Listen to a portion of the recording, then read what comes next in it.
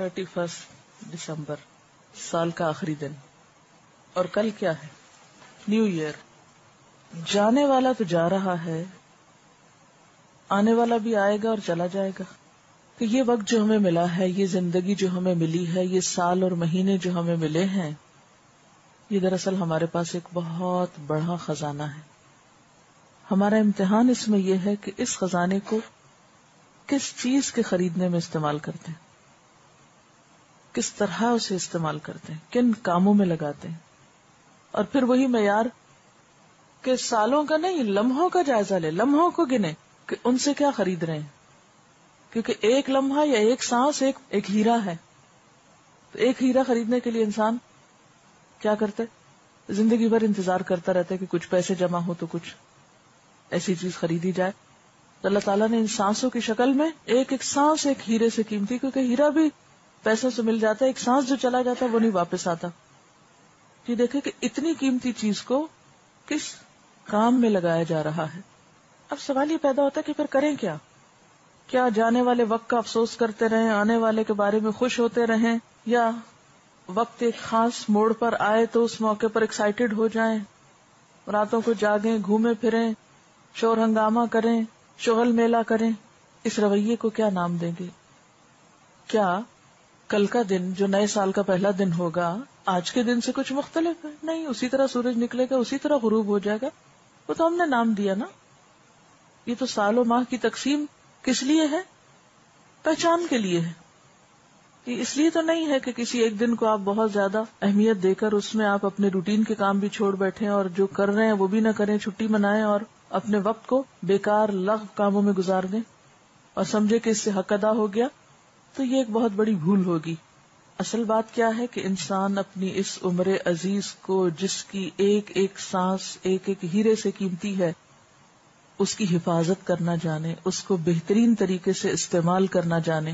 عن ابن عمر رضی اللہ عنہما کہ اس وقت کے بارے میں آپ اپنی زندگی کو صحیح طور پر پلان کریں، عن النبی اپنے صلی اوقات کی اللہ بہترین علیہ تقسیم وسلم کریں۔ قال اس کے لیے رہنمائی کہاں سے ملے گی؟ نبی صلی اللہ علیہ وسلم کی سنت سے۔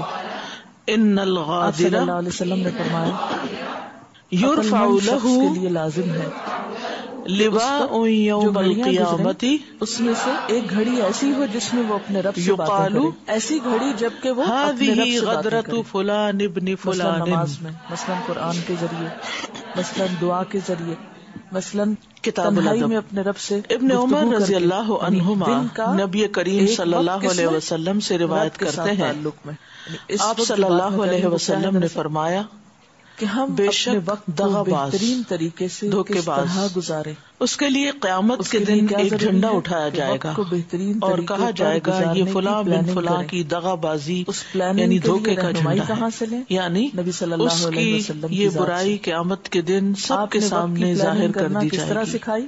اس کی ایک تشہیر کر عقل دی مند جائے انسان گی، کی اس پہچان کو کیا نمایاں بتائی کر دیا کہ اس جائے کی گا، زندگی میں کچھ اس کو گھڑیاں رسوا ایسی کیا ہوں جائے کہ گا جب وہ اپنے رب سے جو باتیں دنیا کرے، میں ایسا جیسے غلط نماز کام ہے، کرے گا جیسے قرآن ہے، کہ اللہ قرآن کا کی نام لے تلاوت، کر اللہ کا کسی کے کلام ہے، ساتھ کوئی جیسے عہد دعا کرے، ہے، براہ کوئی راست شرط اللہ تعالیٰ باندھے سے ایک تعلق ہے، اور پھر اس سے کو مانگا جا وفا رہا نہ ہے۔ کرے، پورا نہ کرے۔ یہ اور ذاتی اسی طرح زندگی میں بھی ہو سکتا ہے، انسان یہ کی جو کاروباری زندگی کیفیات میں ہیں، بھی ہو انسان سکتا کے ہے اوپر جو کہ انسان کسی کے مشکلات آتی ساتھ ہیں، ان کچھ سب میں اللہ کانٹریکٹ تعالیٰ کرے، سے ایک چاہے کوئی خاص لیگل طرح کا کانٹریکٹ سائن رجوع کرے کرنا یا اور ویسے اس سے زبانی کلامی کوئی اپنے بات کرے احساسات کہ یا ہاں میں اپنے خیالات آپ کو سے شیئر کرنا کمٹمنٹ اور کرتا اللہ ہوں تعالیٰ کہ کو اتنے اپنی گھنٹے آپ کے مرودات ساتھ کام سنانا۔ کروں گا، اتنے پھر مزدوری فرمایا پر کہ مثلا عقل مند یعنی شخص اتنی کو ویجز ہوں گی۔ ایک گھڑی تو ایسی گزارنی چاہیے اب اس میں سے جبکہ وہ اپنی دونوں جو ذات کا معاہد ہیں محاسبہ کرے، یا دو طرف ہیں، دو اپنا فریق ہیں، احتساب، تو اگر جیسے قرآن مزدوری پاک دینے میں آتا والا ہے مزدوری کم دیتا ہے وَلْتَنْظُرْ اور دھوکہ نَفْسٌ دیتا مَا ہے اور جو قَدَّمَتْ لِغَدٍ، کانٹریکٹ میں سائن کیا تھا اس کے اپنے مطابق کام احتساب نہیں میں کرتا، یا کیا پھر جو سوچا جائے کمٹمنٹ کرنے والا کہ میں ہے وہ اپنی کل کے کمٹمنٹ لیے پوری کیا نہیں کر رہا کرتا، ہوں، وعدہ خلافی کرتا ہے، آج کے لیے تم تو بہت یہ کچھ اس کر میں رہے آ ہیں، جاتا ہے۔ یہ ایک چھوٹی سی کل سے مثال مراد ہے، یہاں آخرت، اسی طرح اور یعنی چیزیں بھی احتساب آتی ہیں میں کہ جس میں یا ہم دوسروں احتساب کے ساتھ نفس وعدہ میں کر لیتے ہیں اور پھر نمبر اس 1 وعدے کو سوال پورا نہیں کہ کرتے، اپنے کل تو کے لیے بنیادی کیا طور کر پر رہا ہوں، یہاں عہد شکنی اپنی کرنے والے آخرت کے کی سنوارنے کے رسوائی لیے کی کیا کر بات رہا کی ہوں، گئی ہے کہ وہاں جھنڈا لہرا کے کہا جائے گا حاضی غدرت فلاں بن فلاں، کاٹنا پڑے گا، یہ فلاں بن فلاں یعنی فلاں جو فلاں کا بیٹا ہے، یعنی پوری طرح اس کی آئیڈینٹی کھول کے بتائی جائے گی کہ یہ اس کی غداری ہے یا اس کی عہد شکنی ہے. جس طرح دنیا میں کسی لشکر کے امیر کے پاس ایک جھنڈا ہوتا ہے اور اس سے پہچانا جاتا ہے. اگر آپ دیکھیں تو کبھی آپ نے مختلف پریڈز وغیرہ دیکھی ہوں گی یا اسکول کے کمپٹیشن دیکھے ہوں گے کہ ہر گروپ کا اپنا ایک جھنڈا ہوتا ہے، فلیگ ہوتا ہے جس سے وہ پہچانا جاتا ہے. فلیگ کے کلر سے ممالک کی بھی پہچان بعض اوقات جیسے کرنسی وغیرہ کی ہے، اس کنٹری کا نام نہیں لکھتے بلکہ کیا کرتے ہیں جھنڈے کا سائن دے دیتے ہیں جس سے وہ ملک جو ہے وہ پہچانا جاتا ہے، یا وہ لیگ پہچانی جاتی ہے یا وہ گروپ پہچانا جاتا ہے. اچھے کام کر رہے ہیں. تو اس سے یہ پتا چلتا ہے کہ قیامت کے دن بھی جھنڈا لہرایا جائے گا. وہاں پر وہ جھنڈا عزت کی علامت نہیں ہوگا بلکہ اس کے دھوکے کی پہچان کے طور پر ہوگا، اور اس کا اور اس کے باپ کا نام باقاعدہ لیا جائے گا. تو اس سے یہ بات پتہ چلتی ہے کہ کسی کے ساتھ عہد کر کے توڑنا جو ہے، کمٹمنٹ کر کے پھر معاملات بغیر بتائے بغیر کسی عذر کے پیش کیے اس کو نہ نبھانا، یہ حرام ہے. قرآن مجید میں آتا ہے سورۃ البقرہ 177 میں وَالْمُوفُونَ بِعَهْدِهِمْ إِذَا عَاهَدُوا، دیگر انسانوں کا حق، اور جو اپنا عہد پورا کرنے والے ہیں جب عہد کریں. ضرورت مند یعنی اہل ایمان کون ہے؟ جو اپنے وعدے پورے کرتے ہیں، اپنی کمٹمنٹ نبھاتے ہیں، کیونکہ وعدوں کے بارے میں پوچھا جائے گا. سورۃ بنی اسرائیل میں آتا ہے وَأَوْفُوا بِالْعَهْدِ ان العہد کان مسئولا، اور عہد پورا کرو بے شک عہد کا سوال ہوگا. یعنی قیامت کے بارے میں اس کے بارے میں پوچھا جائے گا کہ تم نے فلاں شخص سے جو وعدہ کیا تھا اس کو کیوں نہیں نبھایا، اس کو کیوں نہیں پورا کیا. عہد پورا کرنا تقویٰ کی علامت ہے. سورۃ آل عمران میں آتا ہے بلا من اوفا بعہدہ واتقى فإن اللہ یحب المتقین، کیوں نہیں جو شخص اپنا عہد پورا کرے اور ڈرے یعنی تقوی اختیار کرے تو یقیناً اللہ تقوی اختیار کرنے والوں سے محبت کرتا ہے. اسی طرح عہد توڑنا جو ہے، عہد شکنی جو ہے، وہ دین میں کمزوری کی علامت ہے، نفاق کی علامت ہے. انس بن مالک کہتے ہیں کہ رسول اللہ صلی اللہ علیہ وسلم نے ہمیں خطبہ ارشاد فرمایا اور اس میں فرمایا اس میں ایمان نہیں جس میں امانت نہیں، اس میں ایمان نہیں جس میں امانت نہیں، اور اس کا دین نہیں جس میں عہد کی پابندی نہیں. تھوڑا کمرے سے یعنی جو اپنے وعدے کو نہیں نبھاتا اس کا گویا دین ہی نہیں، وہ ناقابل اعتبار بندہ ہے.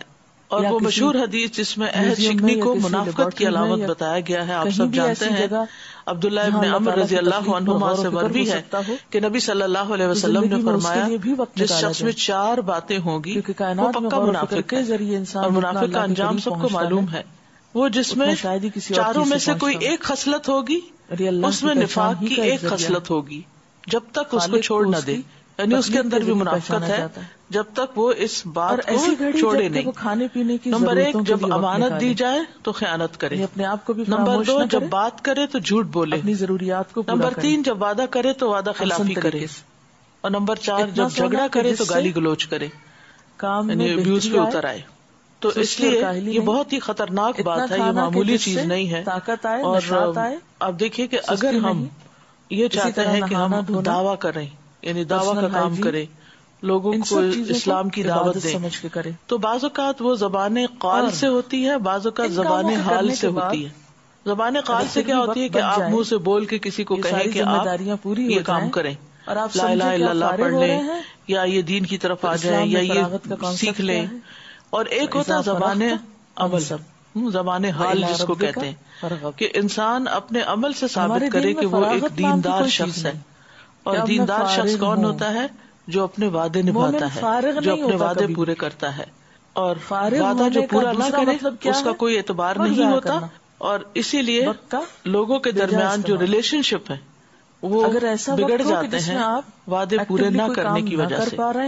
عبد الرحمن بن ابزہ کہتے ہیں کہ داؤد نے روایت کیا کہ جب تم اپنے ساتھی سے وعدہ کرو تو جو وعدہ کرو پورا کرو، اگر ایسا نہیں کرو گے تو تمہارے اور اس کے درمیان عداوت ڈال دی جائے گی. یعنی اگر تم کسی سے وعدہ کرتے ہو اور اس کو پورا نہیں کرتے تو آپس میں دشمنی پیدا ہو جائے گی، نفرت پیدا ہو جائے گی. تو چھوٹے چھوٹے وعدوں سے لے کر جیسے بچوں سے ہی آپ دیکھیں معاملہ کرنا، کہ بعض اوقات ہم بچوں سے کہتے ہیں تم اتنے مارکس لے آؤ تو تمہیں یہ لے کر دیں گے، یا تم یہ کام کر لو تو تمہیں فلاں جگہ لے جائیں گے. لیکن پھر اس کے بعد جب وہ بچہ اپنی کمٹمنٹ پوری کر لیتا ہے تو ماں باپ بہانے بنانا شروع کر دیتے ہیں. تو اس سے بچے کے دل میں ماں باپ کے خلاف نفرت آتی ہے. پھر ہم اپنے اس لیے بہت ضروری ہے کہ انسان بچے سے وعدہ کرے یا بڑے سے کرے، اپنے سے کرے یا پرائے سے کرے. کیونکہ بعض لوگ کہتے ہیں تو گھر کی بات ہے نا، خیر ہے، پھر کیا ہوا. بعض اوقات کوئی جینوئن ریزن ہوتی ہے کوئی کمٹمنٹ پوری نہ کرنے کی، لیکن بہت دفعہ ایسا بھی ہوتا ہے کہ بے وجہ ہی صرف سستی کے مارے، غفلت کی وجہ سے، دوسرے کو غیر اہم سمجھتے ہوئے کہ اس نے میرا کیا بگاڑ لینا ہے، تو انسان اپنی کمٹمنٹ نہیں نبھاتا. لیکن یاد رکھیے کمٹمنٹ آپ کسی سے بھی کریں، بڑے سے کریں چھوٹے سے کریں، وہ سب اسی کے اندر آ جاتا ہے. تو اس کو پورا کرنا ضروری ہے. وعدہ یہ ہے کہ آپ کسی